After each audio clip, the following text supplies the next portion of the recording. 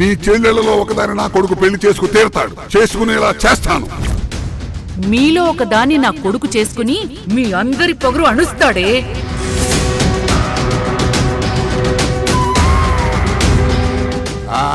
నీ ముందు ఇప్పుడు బాగానే ఉంటారు, కానీ చాటు మాటన ఎన్ని రాసకార్యాలు జరుపుతున్నారో నీకేం తెలుసు?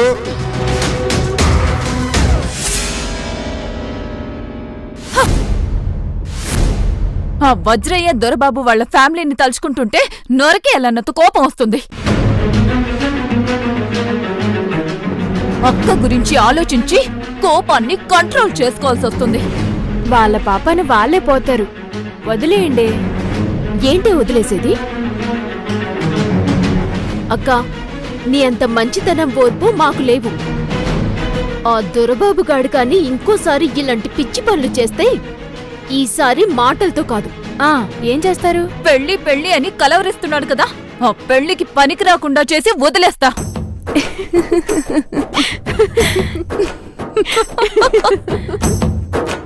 చూడు స్వాతి, నువ్వు కూడా ఇంత అమాయకంగా ఉండకూడదు. రోజులు అస్సలు బాలేదు. అవునక్క, మనం ఎదుటివారితో గొడవ పెట్టుకోవడానికి కాకపోయినా మనల్ని మనం కాపాడుకోవటానికి కోసమైనా జాగ్రత్తగా ఉండాలక్క. నన్ను కాపాడుకోవడానికి 2 అక్కలు, ఒక చెల్లి ఉన్నారుగా. మేము నీకు జీవితాంతం తోడుండలేము.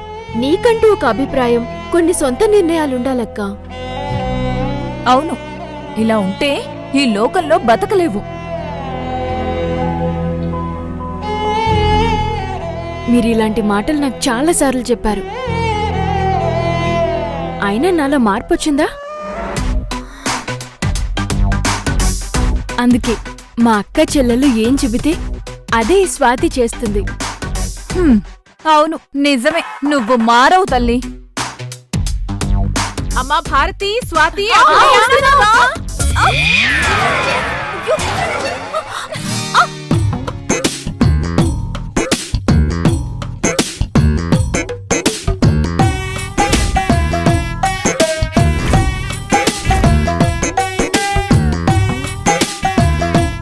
ఎందుకే అంత కంగారు పడతారు? నెమ్మదిగా వెళ్ళొచ్చు కదా. నీ వల్లే మేం పడ్డాం. నేనేం చేశాను? నువ్వు చీర కుడుతున్నాను అనుకుని నా చున్ని అక్క చెంగు కలిపి కుట్టేశావు.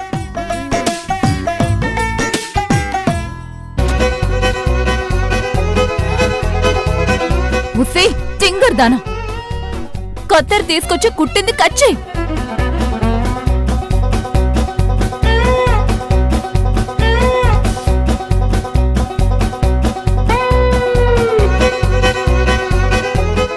సారీ, ఇలా జరుగుతుందని అనుకోలేదు. ఏది ఎలా జరుగుతుందో నీకు తెలుసా? ఇది తెలియడానికి భారతి, స్వాతి, అభినయ,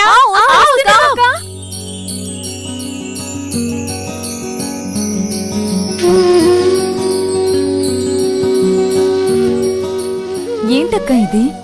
నా చెల్లెళ్ళకి గుడిలో ఈరోజు చాలా దిష్టి తగులుంటుంది. ఎందరి కళ్ళు పడ్డాయో ఏమో.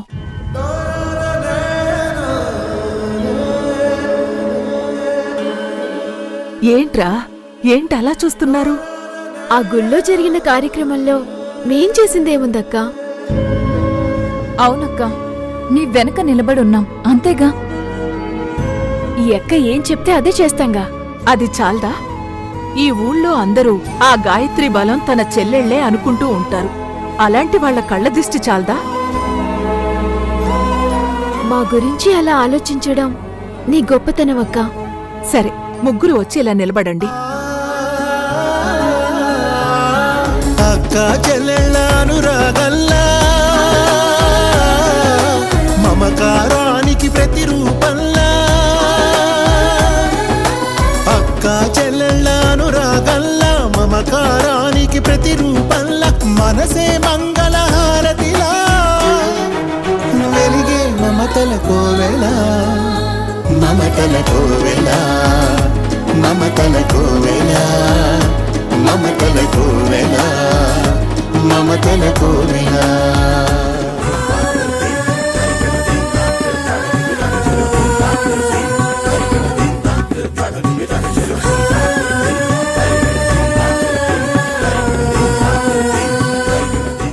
అమ్మని మించిన అక్క ఈ లోకంలో మనకి తప్ప ఇంకెవరికీ ఉండదేమో.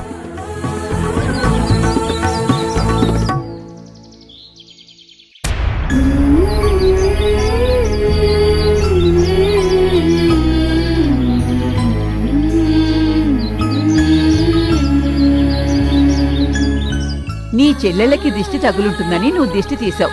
మరి నీకెవరు తీస్తారు గాయత్రి? అదేంటమ్మమ్మా, నాకెందుకు దిష్టి? అసలు దిష్టి తీయాల్సింది నీకే. ఈ రోజు జనమందరి కళ్ళని నీ మీదే ఉన్నాయి తెలుసా? నువ్వు బావుంటేనే ఈ ఇల్లు బావుంటుందమ్మా. నువ్వు నీ గురించి ఎప్పుడూ పట్టించుకోవు. ఈ ముసల్ది ఉన్నంతకాలమైనా నీ గురించి పట్టించుకోవాలిగా. అమ్మమ్మా, నువ్వింకేమి మాట్లాడకు, ముందు దిష్టి తీని. సరే. నీకు దిష్టి పెట్టిన వాళ్ళు నాశనమైపోవాలి. నిన్ను చూసి ఓర్వలేని వాళ్ళు ఎందుకు పనికి రాకుండా పోవాలి. నిన్ను దిష్టి కళ్ళతో చూసిన వాళ్ల కంట్లో కారం. అయ్యయ్యో అమ్మమ్మ, దిష్టిలా కూడా తీస్తారా?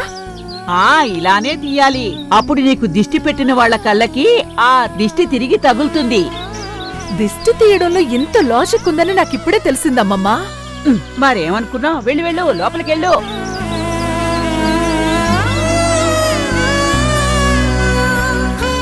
అమ్మా గాయత్రి,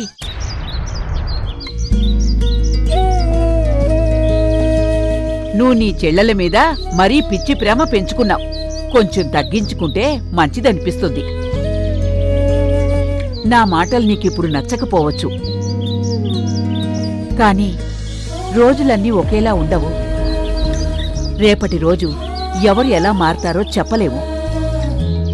నీకు నచ్చని విధంగా మారితే తట్టుకోగలవమ్మా? నేను చెప్పినట్టుగా జరుగుతుందని నేనన్నాను, కాని ఏదైనా తేడా జరిగితే నువ్వేమైపోతావో అన్న భయంతో ఈ మాటలంటున్నాను. రోజులెప్పుడూ ఒకేలా ఉండవు కదా. సరే అమ్మమ్మా, నా మంచి కోరే కదా నువ్వు చెప్పాలనుకున్నది చెప్తున్నావు. సరే, నా అభిప్రాయం కూడా చెప్పనా? నువ్వు ఎంతసేపు నన్ను నా చెల్లెళ్ళకి అక్కగానే చూస్తున్నావు, కాని నేనలా అనుకోవడం లేదు. అమ్మమ్మా, నేను వాళ్ళకి అమ్మని. పిల్లలు ఎలా ఉన్నా ఎలాంటి వారైనా అమ్మ ప్రేమలో స్వార్థం ఉండదు కదా అమ్మమ్మా.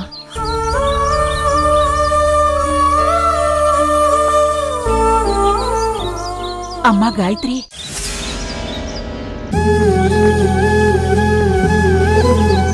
వచ్చే జన్మంటూ ఉంటే నీలాంటక్కకి చెల్లెలిగా పుట్టాలమ్మా. అంతవరకు ఎందుకమ్మమ్మా? నువ్వు నా పెద్ద చెల్లెలు అనుకో, సరిపోతుంది.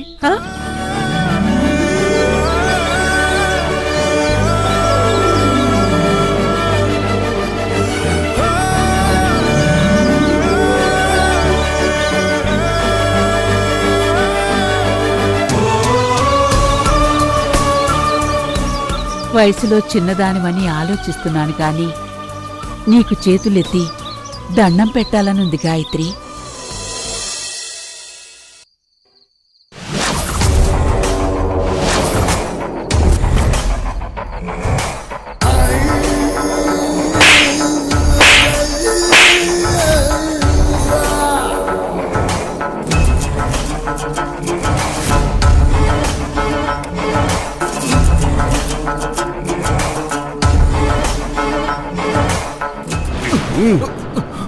చిచి, బుద్ధి లేని వెధవ.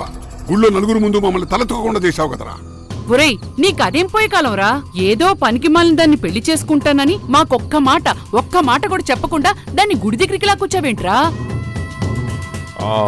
మీకు ముందుగా తెలిస్తే ఊరుకునేవారా? ఇప్పుడు మాత్రం ఊరుకుంటామా? పొద్దున జరిగిన దానికి ఇప్పుడు కొడతారు ఎందుకు? రేయ్, గుళ్ళో ఆ గాయత్రి చేత తన్నులు తిని చచ్చావు కదరా. తల్లిదండ్రులుగా మా కోపం తీరద్దా? నిన్ను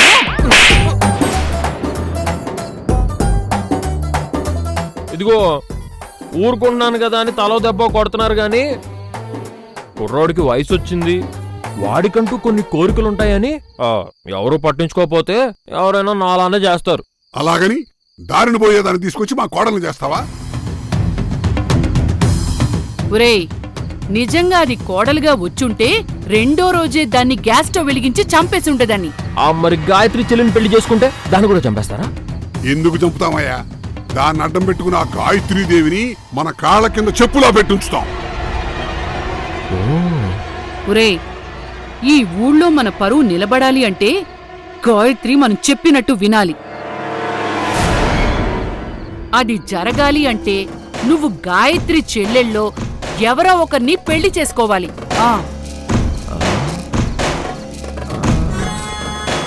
అదంత సులువుగా జరిగే పనేనా? కాదు, కానీ దొరికిన అవకాశాన్ని వదిలిపెట్టకుండా ప్రయత్నం చేస్తే వాళ్ళలో ఎవరో ఒకరు పెళ్లి చేసుకునే ఛాన్స్ దక్కించుకోవచ్చు. అంతవరకు నువ్వు ఊళ్ళో అమ్మాయిల వెంట పడకురా. పడితే గిడితే గాయత్రి చెల్లెలు వెనకాల పడతాను, సరేనా? అది నీ ప్రయత్నంలో నువ్వు ఉండు, మా ప్రయత్నం ఏం చేస్తాం. వాళ్ళు ఎందుకు దారికి రారో అది చూద్దాం. ఏంట్రా అలా చూస్తావు? మా మాటలు అర్థమయ్యాయా?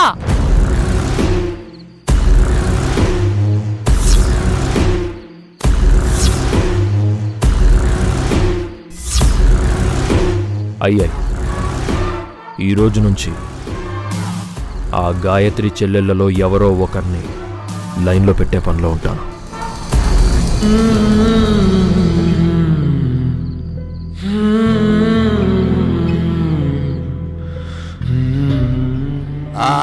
నీ ముందు ఇప్పుడు వీళ్ళు బాగానే ఉంటారు, కానీ చాటు మాటన ఎన్ని రాసకార్యాలు జరుపుతున్నారో నీకేం తెలుసు? నువ్వు ఏ చెల్లెళ్ళనైతే గొప్పగా పెంచానని విర్రవీగుతున్నావో అదే చెల్లెళ్ళు నీ కొంప ముంచే పనిచేస్తారు.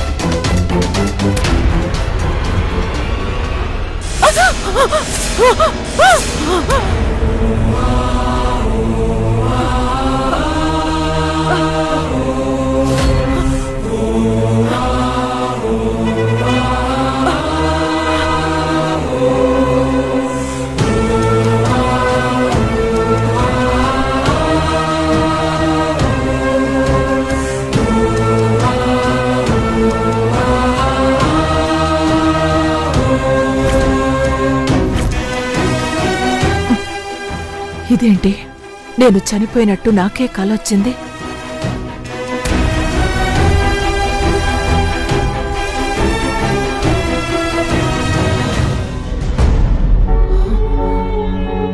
తెల్లవారుజామునొచ్చిన కలలు నిజమవుతాయంటారు. నేనే ఏదో ఎక్కువ ఆలోచిస్తున్నట్టున్నాను. ఒక్కోసారి ఇలాంటి కలలు వస్తూ ఉంటాయి. పట్టించుకోకూడదు.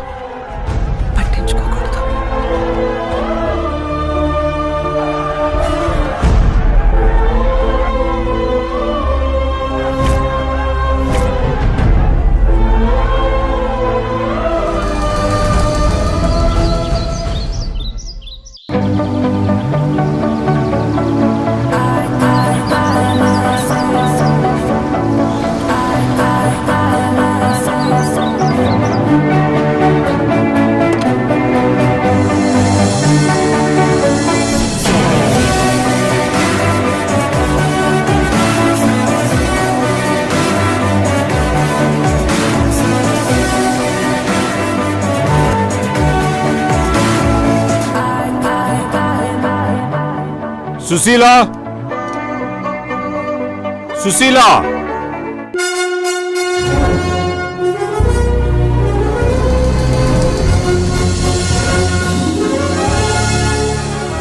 సుశీలా, సుశీలా. ఏంటండి? నీ సుపుత్రుడెక్కడా?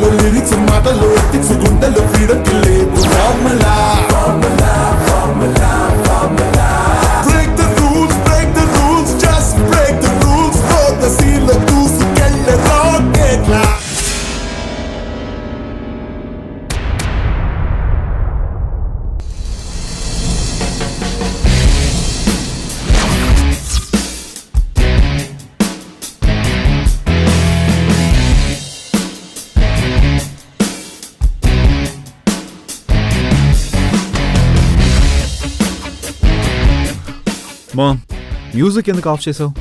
మీ డాడీ నీతో ఏదో మాట్లాడాలంట. డాడ్తో మీటింగ్ ఇంట్రెస్ట్ లేదు మామ్, బుర్ర తినేస్తారు. సుశీలా, అదిగో పిలుస్తున్నారు, రా. సరే నువ్వు వెళ్ళు, నేను వస్తాను. I follow you. డాడ్,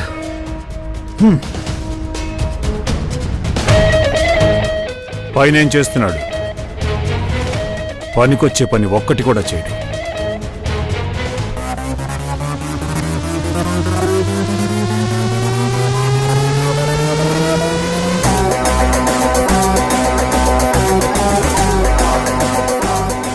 రేపు మన సీడ్స్ కంపెనీ తరపున గాయత్రీదేవి అనే అమ్మాయికి ఆర్గానిక్ వ్యవసాయంలో ఎంతో ప్రగతి సాధించినందుకు గాను కృషిరత్న అవార్డు ఇస్తున్నాం.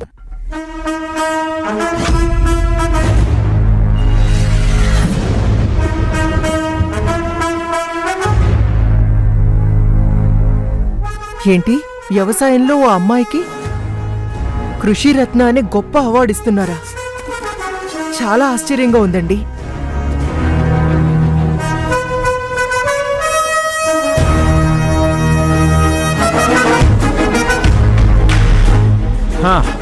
ఇన్ని రోజులకి మీ ఆయన ఒక మంచి పని చేస్తున్నారు మామ్.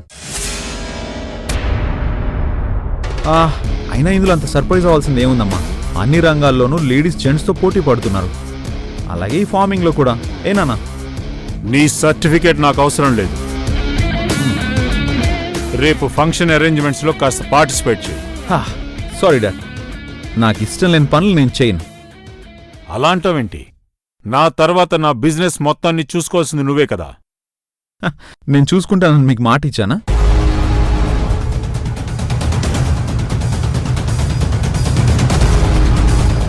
అంటే ఏం చేద్దామని నీ ఉద్దేశం? నాకు లైఫ్లో ఫ్రీడమ్ కావాలి. నాకు ఏదనిపిస్తే అది చేస్తాను. ఎదుటి వాళ్ల కోసం నా అభిప్రాయాల్ని మార్చుకోను.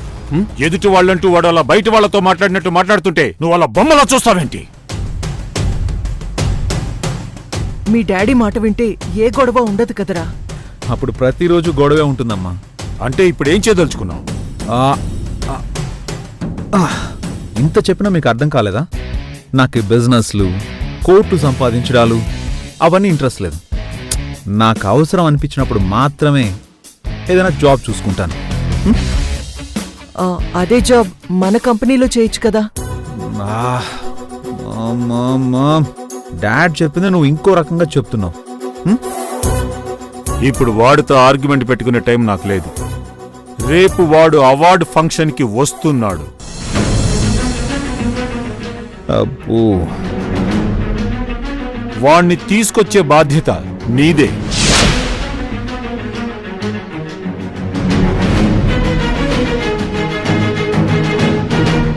మీరు రాకపోతే నాలో ఉన్న రెండో గిరిధర్ని చూస్తారు. This is my order.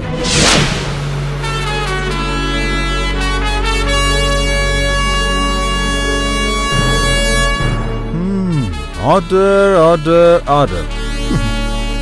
అమ్మా, ఇదేమన్నా కోర్టు అనుకుంటున్నారా లేక ఆయన జడ్జి అనుకుంటున్నారా? ఆయన ఇలా బెదిరిస్తున్నారేంటమ్మా? నేనేమన్నా భయపడతాననుకుంటున్నారా ఏంటి? ఆయన బెదిరించింది నిన్ను కాదురా, మీ అమ్మని. నువ్వు ఆయన్ని ఎదిరించి మాట్లాడినట్టు నేను మాట్లాడలేను. రేపు నువ్వు ఫంక్షన్కి రాకపోతే మీ అమ్మ ఇబ్బంది పడుతుంది. ఈ అమ్మ కష్టం నువ్వు చూడలేవని నాకు తెలుసు.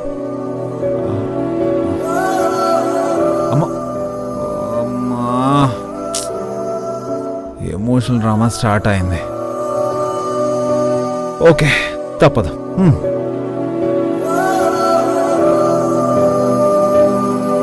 అమ్మా, అమ్మా, అలిగావా? సరే, నీకోసం వస్తానులే, నేను రెడీ అయిపోయా. అంతేకాదు, అక్కడ ఏర్పాట్లు కూడా చూసుకోవాలి. నీకోసం అది కూడా చేస్తాను. అయినా రేపు జరగబోతుంది మీ డాడీకి సంబంధించిన బిజినెస్ ఫంక్షన్ మాత్రమే కాదు. ఎక్కడో పల్లెటూరు నుంచి కృషిరత్న అవార్డు తీసుకోవడానికి గాయత్రీదేవి అనే ఆర్గానిక్ ఫార్మర్ వస్తుందిరా.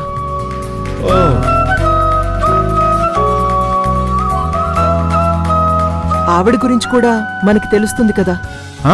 కరెక్టేమో. ఇలాంటి ఫంక్షన్స్కి వెళ్తే కొత్త కొత్త విషయాలు తెలుసుకోవచ్చు, కొత్త కొత్త పరిచయాలు పెంచుకోవచ్చు. ఆ పరిచయాలు ఎక్కడికైనా దారి తీయొచ్చు.